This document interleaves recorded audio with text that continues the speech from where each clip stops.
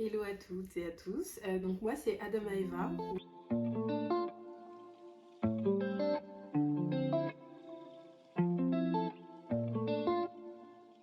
Donc mon nom de famille c'est Touré. Touré d'ailleurs ça veut dire éléphant en soninké. Je l'ai appris très tard et j'étais trop contente. C'est un animal que j'adore. J'habite à Versailles, je suis née à Versailles. Je suis l'aînée, c'est quelque chose qui a une très grande importance dans les fratries africaines généralement. Moi je suis d'origine malienne. Mes deux parents sont nés au Mali, ont plus ou moins grandi au Mali et sont arrivés assez tôt en France. Alors moi j'adore le voyage, je pense que c'est vraiment ma passion numéro une. En fait je me rappelle pas vraiment quand est-ce que ça a commencé, mais avec déjà les premiers voyages scolaires, les premières sorties, j'ai commencé à me rendre compte que j'adorais voir le monde. Et c'est comme ça que de fil en aiguille, ma passion autour du voyage a grossi, avec un point un peu d'ancrage autour de mon premier gros voyage où avec une copine on a décidé de partir en sac à dos au Sri Lanka. Premier gros voyage lointain, sans les parents, mais avant ça déjà je voyageais pas mal, que ce soit en famille ou avec mes frères et sœurs. Les emplois que j'occupe actuellement tournent à chaque fois autour de la transmission, que ce soit de savoir, de savoir-faire, l'échange, c'est vraiment des choses qui me parlent énormément. Et également j'ai vraiment beaucoup de mal avec l'injustice, donc je dirais que la justice sociale c'est quelque chose qui me tient vraiment très à cœur. Je me suis toujours reconnue justement comme une femme d'origine malienne. Je me suis jamais vraiment sentie légitime à dire que j'étais malienne. Au quotidien, ça va passer par plein de choses, ça va passer par des petites habitudes, que ce soit qu'est-ce que j'utilise pour me laver, ou mon amour pour le beurre de karité, ou l'alimentation aussi beaucoup quand j'étais plus jeune. Moins maintenant parce que j'aime pas faire à manger, sauf si c'est pour recevoir. Ouais, petite, on a toujours eu des plats du Mali, c'était chouette et c'est quelque chose que j'affectionne tout particulièrement et avec lequel je renoue beaucoup, notamment par le voyage en ce moment et aussi par l'artisanat, par des artistes auxquels je vais m'intéresser qui sont issus du Mali ou de sa diaspora. Alors, je pense qu'elle est assez simple entre guillemets si je peux dire. C'est moi j'ai grandi dans une famille où on a toujours pris soin, pas que des cheveux mais de l'apparence de manière générale. C'est vrai que j'ai eu une maman qui s'est toujours beaucoup occupée de nos cheveux pendant très longtemps. Nous quand on était petites, on avait l'habitude de voir voilà, des gens défiler à la maison pour venir se faire tresser. Donc je pense que j'ai quand même eu toujours cette notion de oui, voilà, il faut s'occuper de soi, de ses cheveux, mais que quand même c'était quelque chose de chronophage, voilà, qui demande du temps et de l'énergie. Très tôt, on m'a défrisé les cheveux. Je pense que, aussi loin que je me rappelle, en fait, j'ai eu les cheveux défrisés. Quand ma mère était trop fatiguée pour s'occuper de nos cheveux et qu'elle a dit, bon les filles, maintenant vous êtes grandes, vous vous débrouillez. J'ai commencé à redécouvrir ma vraie nature de cheveux, mes cheveux crépus, que j'ai commencé à arrêter le défrisage. Et au début, c'était même pas tant par amour ou quoi du cheveu crépus, c'était vraiment juste une histoire de on nous a menti. Je sais pas si vous voyez la tête de la fille sur la petite boîte de défrisage.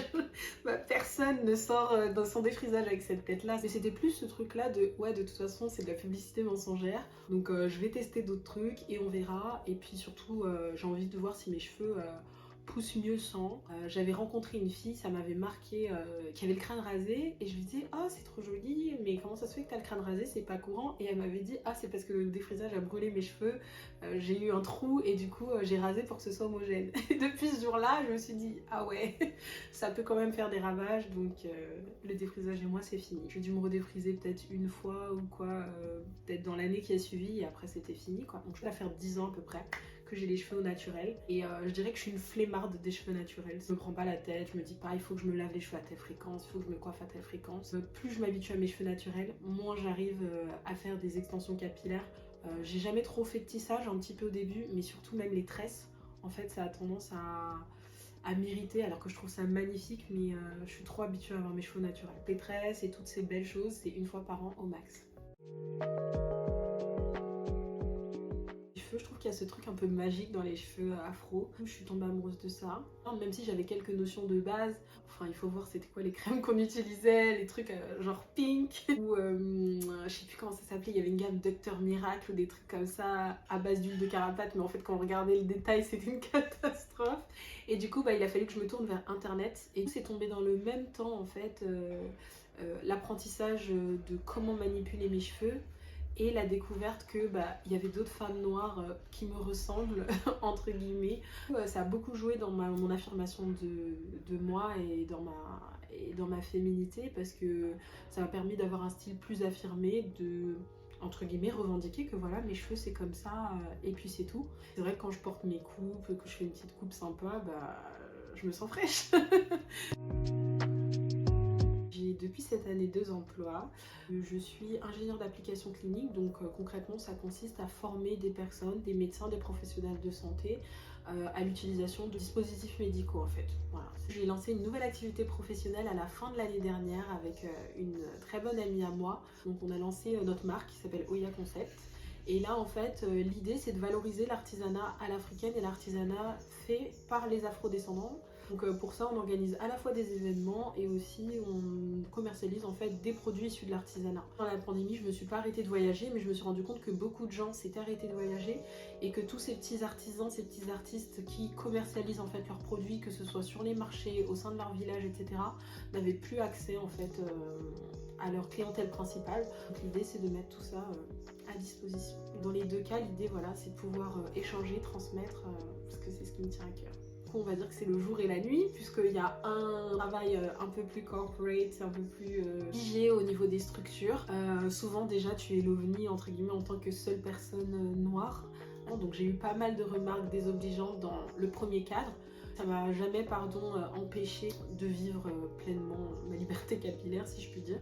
Même si ça a été des coups durs et c'est d'ailleurs pour ça que j'en ai souvent parlé sur les réseaux sociaux. Pour dire aux gens, vous inquiétez pas, vous n'êtes pas seul. Moi aussi, je suis passée par cette étape de vouloir cacher mes cheveux en entretien et ensuite dire hey, that's the real me, arriver avec mon gros afro quelques temps plus tard. J'ai juste envie de le porter sans avoir à me prendre des remarques ou autres. Avec le temps, on s'habitue et les gens s'habituent. Alors, en fait, il n'y a pas qu'un look parfait en voyage, il y en a plein. Moi, je dirais que mon look parfait pour voyager, c'est vraiment le côté versatile. Je suis quelqu'un, j'aime pas choisir, team balance, et j'aime beaucoup être bien habillée, lookée et tout quand je voyage, mais à côté de ça, j'aime faire des randos et tout ça. Donc du coup, je vais toujours essayer de trouver des tenues qui sont passe-partout, que je peux mettre pour les deux. Donc souvent, ça va être par exemple des combinaisons un petit peu amples et fluides. J'en ai une par exemple, ça fait 10 ans que je l'ai, je l'avais acheté même pas cher. Et je la porte à quasiment tous mes voyages parce que c'est des vêtements qui sèchent vite. Puisque en voyage, on sait jamais ce qui nous attend. Donc j'aime avoir des tenues qui fassent habiller tout en étant confortable. J'ai beaucoup voyagé en Europe. Dernièrement, les voyages que j'ai fait, donc c'était en Afrique. Donc l'année dernière, j'ai été au Kenya et au Mali. Donc j'ai été au Kenya en solo. Sur un coup de tête pour être totalement honnête, et ensuite j'ai été au Mali dans un contexte un peu moins joyeux, mais au final je pense que c'était vraiment le voyage vraiment le plus marquant de ma vie, et j'ai pu beaucoup plus approfondir aussi ma connaissance sur la culture. Là au dernier voyage que j'ai fait au Mali, j'en ai profité pour me faire une coupe qui était d'ailleurs inspirée en fait d'un livre que j'ai acheté sur place et que j'adore.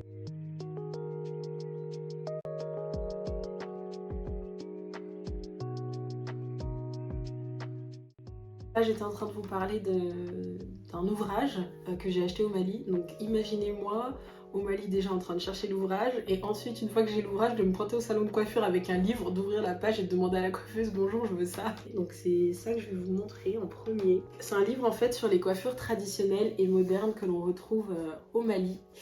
Et en fait j'avais découvert ce livre sur le compte de Black Beauty Bag qui est une créatrice de contenu que j'adore. Et en fait elle en avait parlé une fois et je m'étais toujours dit non mais si je vais au Mali il faut vraiment que je trouve ce livre, je l'adore, il a l'air magnifique. L'année d'avant je m'étais lancée en plus dans un projet capillaire que j'avais appelé Adafro où en fait je testais et je faisais différentes coiffures.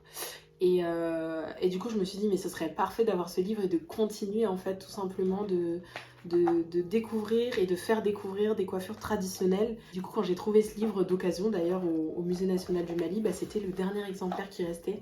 Donc j'ai été mais tellement heureuse. C'est vraiment pour moi un objet magnifique que j'espère transmettre aux futures générations de ma famille. Donc comme je vous l'ai dit, j'adore voyager.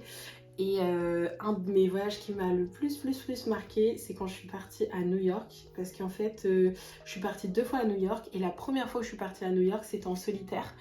Et j'avais quoi? J'avais 21 ans, je crois. Tous les jours, je me baladais avec mon afro, avec des fros hauts. New York, c'est complètement différent. C'est les gens t'arrêtent dans la rue pour te dire ah, j'adore ton style et tout, machin. Et du coup, j'ai eu l'occasion d'y retourner grâce à mes collègues d'amour. Quand j'ai quitté mon ancien boulot, en fait, ils m'ont fait une cagnotte pour que je puisse m'offrir un voyage. Et du coup, je suis retournée à New York. Et en fait, je trouve qu'il n'y a rien de plus intime pour marquer des moments de vie que de faire soi-même ces albums en fait de voyage.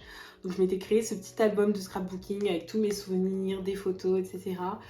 Et ouais, ça fait partie clairement de mes objets favoris.